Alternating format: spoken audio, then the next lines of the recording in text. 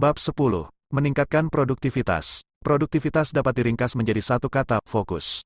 Ada dua jenis fokus yang Anda perlukan untuk menguasai produktivitas. Pertama, kemampuan mengelola gangguan sehingga Anda dapat fokus dari waktu ke waktu pada tugas yang ada. Dan kedua, keterampilan berfokus pada hal yang benar-benar penting bagi Anda dalam hal besar. Gambar, jadi kamu tidak menyia-nyiakan harimu dengan hal-hal bodoh. Kita akan menjelajahi kedua jenis fokus, melihat penelitian terbaru mengenai subjek tersebut, dan mempelajari cara menggunakan tanda pagar 5 second rule untuk menguasai keterampilan memfokuskan waktu Anda pada hal yang paling penting dan mengelola gangguan ketika gangguan tersebut muncul.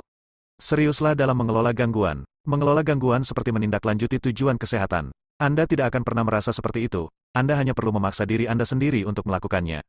Anda sudah tahu bahwa kecanduan ponsel, mengirim SMS, dan menjawab email adalah sebuah gangguan, tetapi menghentikannya terasa mustahil. Meskipun Anda tahu bahwa Anda harus mematikan peringatan pop-up, menonaktifkan suara ponsel, dan berhenti memeriksa email setiap 5 menit, pengetahuan ini tidak mengubah perilaku Anda. Saya bisa mengubur Anda dengan penelitian tentang betapa buruknya hal ini, tetapi itu tidak akan mengubah perilaku Anda. Disinilah tanda pagar 5 second rule berperan, Anda tidak perlu ingin melakukannya, Anda hanya perlu memaksakan diri untuk melakukannya.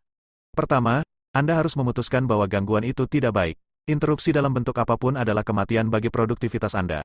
Penelitian menunjukkan ruang kantor terbuka adalah mimpi buruk bagi fokus. Memeriksa email bisa menjadi kecanduan karena apa yang oleh peneliti perilaku disebut sebagai hadiah acak. Anda harus memutuskan bahwa tujuan Anda lebih penting daripada pemberitahuan push. Sesederhana itu, kemudian Anda tinggal menghapusnya. Saya tidak mengklaim ini adalah ilmu roket. Saya juga tidak akan memberitahu Anda bahwa itu mudah. Tapi saya berjanji kepada Anda bahwa jika Anda menggunakan tanda pagar 5 second rule, kamu benar-benar akan melakukannya. Ketika Anda mulai menghilangkan gangguan dan mampu fokus pada hal-hal penting dari waktu ke waktu, Anda akan tidak tahu betapa hal ini akan membantu, seperti yang ditulis Karen. Baru-baru ini, saya membicarakan hal ini dengan putri saya yang berusia sekolah menengah, Kendall. Dia menyukai media sosial, tetapi menghabiskan begitu banyak waktu di ponselnya sehingga hal itu sangat mengganggu tugas sekolahnya. Ditambah lagi, dia merasa tidak aman jika terus-menerus membandingkan dirinya dengan postingan media sosial selebriti dan supermodel. Sama seperti Anda dan saya, dia tahu bahwa media sosial membuatnya kurang produktif ketika dia harus fokus mengerjakan pekerjaan rumah. Kendall memutuskan bahwa cara terbaik untuk mengelola gangguan media sosial adalah dengan menghilangkan godaan tersebut, jadi dia menghapus aplikasi berbagi foto Instagram dan VSCO dari ponselnya. Dalam kata-katanya, setelah menghapusnya, saya sadar betapa tidak pentingnya hal itu bagi hidup saya. Saat aplikasi ini ada di ponsel saya tidak sengaja mengekliknya dan melihatnya. Sekarang setelah aplikasinya hilang, saya tidak lagi memiliki keinginan untuk melihatnya. Dan distraksinya tidak hanya berupa teknologi dan media sosial. Sarah menyadari bahwa kekacauannya merupakan gangguan besar dalam hidupnya dan memutuskan untuk mengambil tindakan. Dia menggunakan aturan untuk mengalahkan penimbunan emosional, dan 5, 4, 3, 2, 1 dan menyumbang, mendaur ulang, menjual, dan juga membuang begitu banyak barang. Dengan menyelesaikan sampahnya dengan keputusan 5 detik, Sarah kini merasakannya menakjubkan, dan tidak lagi macet. Jadi, jika perhatian Anda terganggu seperti Kendall di media sosial atau Sarah di lingkungannya, itu saja momen kekuatan yang sangat besar. Anda baru saja bangun dan sekarang saatnya mengguncang lingkungan Anda. 5, 4, 3, 2, 1. Hilangkan gangguan tersebut. Sesederhana itu dan imbalannya sangat besar. Hal yang lebih sulit dan ampuh untuk dilakukan adalah menguasai jenis fokus kedua, fokus gambaran besar. Ada satu hal yang saya gunakan untuk melakukan tanda pagar 5 second rule yang telah meningkatkan fokus gambaran besar saya, menjadi bos di pagi hari. Miliki pagi Anda. Mengendalikan pagi hari Anda adalah pengubah permainan untuk produktivitas. Cara saya melakukannya adalah dengan menciptakan rutinitas pagi. Alisa menyadari setelah dia menerapkan rutinitas paginya sendiri, dia mulai mengatur hari-harinya. Seperti yang Alisa katakan, saat Anda membuat rutinitas pagi dan mengikutinya, Anda menetapkan niat Anda. Dan berulang kali, Anda akan memicu rangkaian peristiwa yang akan mengejutkan Anda. Saya berutang rutinitas pagi saya kepada Profesor Duke University dan Arili. Menurut Arili, 2 hingga 3 jam pertama dalam sehari adalah waktu terbaik untuk otak Anda.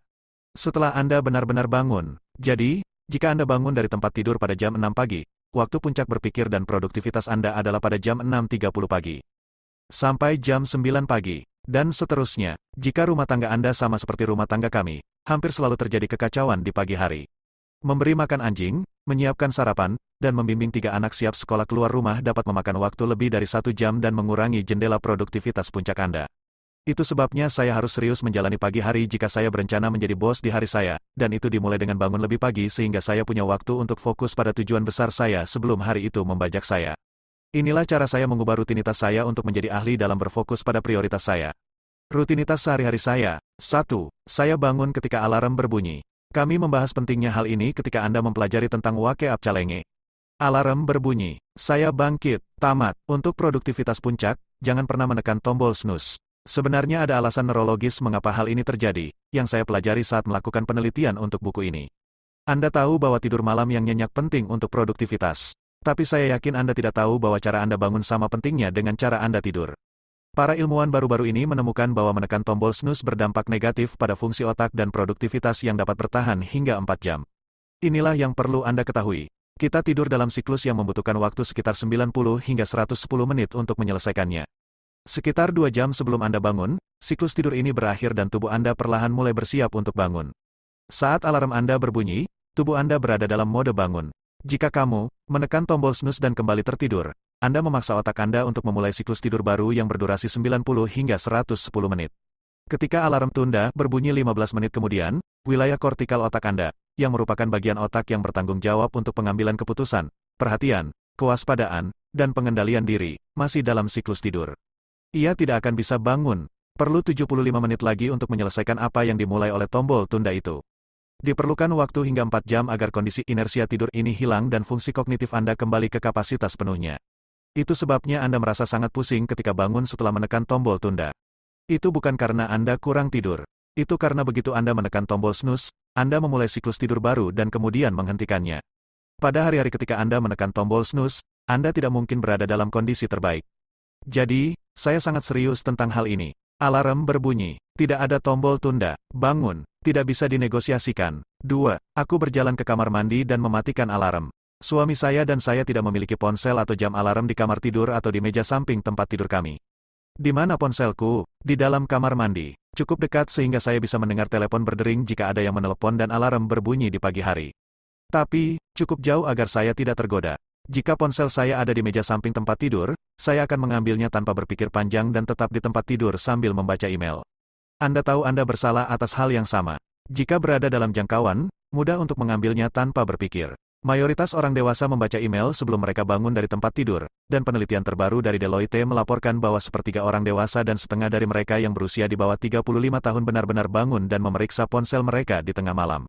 Dengan meletakkan ponsel alarm di kamar mandi, saya semakin sulit menyerah pada kebiasaan meraih ponsel, dan menyiapkan diri untuk tidur malam yang nyenyak. 3. Saya menyikat gigi dan fokus pada hari yang akan datang. Saya menggunakan waktu 3-5 menit yang saya habiskan untuk mencuci muka dan menyikat serta membersihkan gigi dengan benang untuk memfokuskan pikiran saya pada apa yang sebenarnya saya inginkan dan perlu lakukan untuk saya dan tujuan gambaran besar saya. Ini bukan daftar hal yang harus dilakukan. Ini adalah daftar wajib. Ini adalah momen ketika saya secara sadar mengumpulkan pikiran saya dan memikirkan 1 atau 2 hal yang mungkin tidak ingin saya lakukan tetapi harus saya lakukan hari ini, untuk tujuan, impian, dan pertumbuhan bisnis saya. Peneliti menyebut tujuan tersebut SMART, Specific, Measurable, Achievable, Realistic, Timely. Saya hanya menyebutnya 2 hal yang akan menjamin kemajuan ke depan dalam hal-hal yang penting bagi saya. Biasanya itu adalah omong kosong, yang tidak ingin saya lakukan, seperti yang dijelaskan Morfin. 4. Aku berpakaian, membereskan tempat tidur, berjalan ke dapur, dan menuangkan secangkir kopi. Pernahkah Anda memperhatikan apa yang belum saya lakukan? Saya belum melihat ponsel saya atau online untuk memeriksa email. Mengapa? Karena saya tahu begitu saya melakukannya, saya akan kehilangan fokus. Saat Anda memeriksa email, membaca berita, atau menjelajahi media sosial, prioritas orang lain mendahului prioritas Anda. Apakah menurut Anda Bill Gates dan Oprah sedang berbaring di tempat tidur sambil menelusuri media sosial? Tidak, dan Anda juga seharusnya tidak melakukannya. Anda harus mengutamakan diri sendiri, jadi jangan periksa email sampai Anda merencanakan hari Anda. 5. Saya menuliskan 1-3 keharusan saya dan mengapa itu penting. Dalam agenda harian murahan yang saya beli di toko peralatan kantor, saya mencatat 1, 2, atau 3 hal yang saya rasa harus saya lakukan hari ini, yaitu untuk saya. Ada beberapa alasan mengapa ini merupakan langkah penting. Pertama, karena saya adalah orang yang visual, dan kedua, menurut penelitian yang dilakukan oleh Profesor Psikologi Universitas Dominika, California, Dr. Gail Matthew, hanya dengan menuliskan tujuan Anda, kemungkinan Anda mencapainya 42% lebih besar. Menuliskannya di agenda saya berarti saya akan melihatnya sepanjang hari dan diingatkan untuk bertindak. Memiliki pernyataan, mengapa, mengingatkan saya mengapa tujuan ini penting dan memberi saya dorongan tambahan. Jika saya memasukkannya ke dalam kalender elektronik saya akan melupakannya. Separuh waktu, saya masuk ke sebuah ruangan dan tidak dapat mengingat untuk apa saya masuk, jadi saya menguntit diri saya sendiri dengan hal-hal yang harus saya lakukan, dengan menuliskannya. Ketika mereka ada di agenda saya, yang merupakan sesuatu yang saya lihat sepanjang hari, saya diberi isyarat secara visual. Melihat keharusan saya mengingatkan saya untuk melakukan tugas-tugas ini. Anda dapat melakukan ini di buku catatan, di kalender Anda, dimanapun tulis saja dan simpan bersama Anda, seperti yang dilakukan Sharon. 6. Saya merencanakan hari saya dan mengambil waktu 30 sebelum pukul 7.30 pagi. Saya merencanakan dan sering melaksanakan keharusan, yang paling penting pertama, sebelum saya memeriksa ponsel atau online dan memeriksa email. Saya melakukan ini menggunakan alat yang saya sebut, 30 sebelum pukul 7.30. Saya meluangkan waktu 30 menit sebelum jam 7.30 pagi. Untuk merencanakan hariku, selama blok waktu ini, saya mulai mengerjakan 2 atau 3 hal yang harus saya lakukan atau saya menjadwalkan waktu untuk menyelesaikannya di kemudian hari. Jika saya di rumah, saya mencoba memulai sesi perencanaan ini pada jam 7 pagi. Kapan anak terakhir kami berangkat ke bus? 30 menit ini sangat penting untuk kesuksesan saya. Dengan mengatur hari Anda untuk memastikan bahwa Anda berfokus pada hal-hal yang benar, seperti yang dilakukan Jeremy, Anda mempersiapkan diri untuk menjadi jauh lebih produktif dan berhasil mencapai tujuan Anda hari itu. Konsep 30 sebelum pukul 7.30 pagi. Tidak dapat dilakukan begitu Anda masuk ke kantor. Anda harus melakukan ini di rumah atau di kedai kopi favorit Anda atau di kereta atau duduk di mobil Anda di tempat parkir. Aku tidak bercanda. Saat Anda masuk ke kantor dan menjawab email pertama atau menerima panggilan pertama, hari Anda telah berlalu. Profesor Sune Carlson mempelajari bagaimana CEO mencapai begitu banyak pencapaian. Apa rahasia para eksekutif berkekuatan tinggi ini? Mereka bekerja di rumah selama 90 tahun. Menit karena ada kemungkinan konsentrasi. Di tempat kerja, mereka melaporkan adanya gangguan setiap 20 menit. Dan apa yang saya katakan tentang interupsi? Ini adalah ciuman kematian bagi produktivitas. Mengapa lagi penting untuk merencanakan dan melakukan hal yang paling penting terlebih dahulu? Ingat, seperti yang dikatakan Dr. Arili memberitahu kami, 2 hingga 3 jam pertama dalam sehari adalah waktu terbaik bagi otak untuk fokus pada tugas atau tujuan yang memajukan tujuan pribadi atau profesional Anda. Mengisi waktu dengan hal yang tidak penting itu bodoh. Menjawab email, menerima panggilan telepon, dan mengikuti rapat dapat mengambil alih jadwal Anda dan jarang menghasilkan perbaikan besar dalam hidup Anda. Demi kebahagiaan Anda sendiri dan untuk melindungi waktu yang diperlukan untuk fokus pada pekerjaan yang mendalam, beberapa jam pertama hari Anda harus dimanfaatkan oleh Anda, untuk Anda. Berjuang untuk itu. Jika Anda mengerjakan 2 hal yang Anda anggap penting, Anda membuat kemajuan dalam proyek yang penting, dan memenangkan jangka panjang. Bangun pagi dan merencanakan hari Anda memiliki manfaat yang sangat besar. Tanyakan saja pada Mari, dengan memulai pagi hari dengan bangun pagi, tidak boleh tidur, daftar periksa, dan ritual, dia telah mampu mengambil kendali, menetapkan prioritas dengan lurus, dan menemukan waktu untuk mulai mengerjakan buku baru. Saya menindaklanjutinya beberapa minggu kemudian, menanyakan Mari bagaimana ritual paginya. Luar biasa, Mari, hari tanda pagar 54 menjadi bos. Tony melakukan hal yang sama dan menemukan jalan kembali ke gym setiap pagi jam 5 pagi.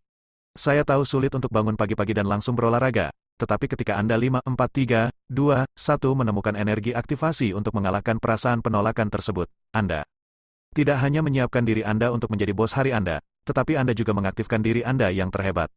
7. Saya merencanakan waktu berhenti saya. Inilah hal lain yang saya pelajari dari penelitian.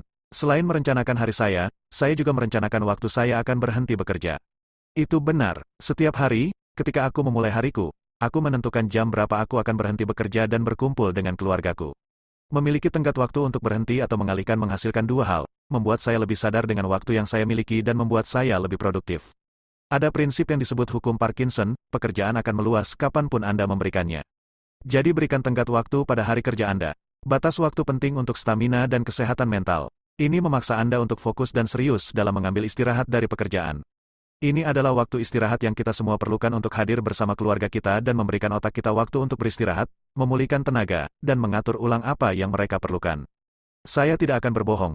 Saya harus menggunakan aturan untuk memaksa diri saya sendiri 5, 4, 3, 2, 1 mematikan komputer agar berhenti bekerja pada hari itu lebih sering daripada yang ingin saya akui. Menggunakan rutinitas harian ini telah sangat membantu. Ini adalah cara saya menempatkan prioritas saya di atas pemadaman kebakaran sehari-hari. Saya merasa lebih terkendali karena saya mengendalikan tindakan saya sejak alarm berbunyi. Saya memiliki lebih banyak kejelasan, yang membantu menemukan peluang, karena saya telah mendefinisikan 2-3 gambaran besar yang harus dilakukan agar tujuan saya dapat tercapai.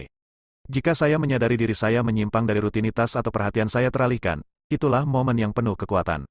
Saya menggunakan aturan 5, 4, 3, 2, 1 untuk kembali ke jalurnya. Tentu saja, Anda dapat membuat rutinitas apapun yang berhasil, tetapi jika Anda sedang mencari cara untuk memulai, cobalah rutinitas saya. Banyak orang telah menemukan kesuksesan besar dengan menambahkan olahraga, meditasi, dan daftar rasa syukur ke dalam rutinitas pagi mereka. Uji jalan semuanya untuk melihat mana yang terbaik bagi Anda. Apa yang saya sampaikan kepada Anda sederhana, jelas, dan berhasil. Sesuaikan agar sesuai untuk Anda, tetapi tentu saja 5, 4, 3, 2, 1 untuk melakukannya. Ketika Anda melakukan pekerjaan untuk menjadi bos di hari Anda, seperti yang dikatakan Christie, itu adalah pengubah permainan yang nyata. Dia telah mencapai peringkat tertinggi di perusahaannya dan bersemangat. Sekarang giliran Anda. Mulailah sebelum Anda siap. Jangan bersiap, mulai.